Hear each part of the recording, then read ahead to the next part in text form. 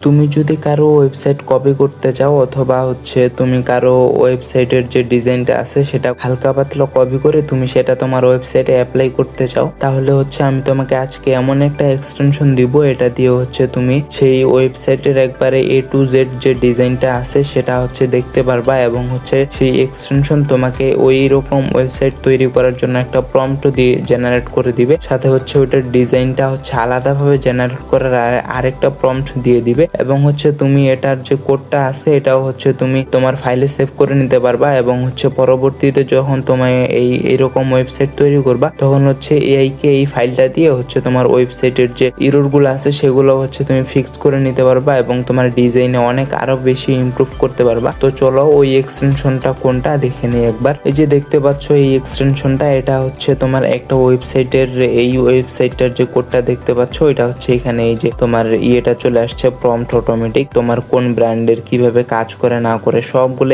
এটা এখানে চলে আসছে।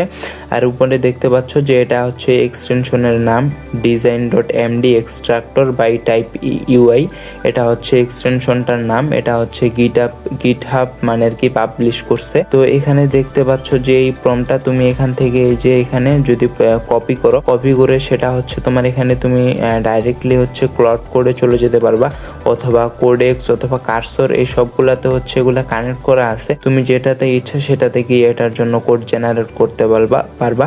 এবং তুমি তোমার ইচ্ছা মতো এটার ডিজাইন চেঞ্জ করতে পারবা, অথবা তুমি এই ডিজাইনটার মতোই যদি সেম টু সেম চাও সেটাও তুমি এখান থেকে করতে পারবা। এটা তোমার উপরে প্রম্পট দেয়া আছে, এই যে নিচে দেখো এটার ফন্ট সাইজ, তারপরে এটার ফন্টের যে নাম থাকে, তারপরে ফন্টের কালার কি, ফন্টটা ইতালিক নাকি জেনারেল সাধারণ, সেগুলো এখান থেকে তুমি A to Z পাওয়া যাবে একবারে সব কিছুই।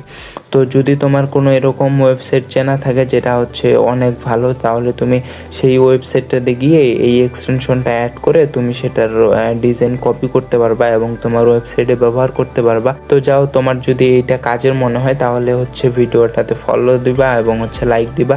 এবং যদি তোমার এরকম কোনো ফ্রেন্ড থাকে যারা ওয়েবসাইট তৈরি করতে চায় তাদেরকেও তুমি এই ভিডিওটা শেয়ার করে দিও।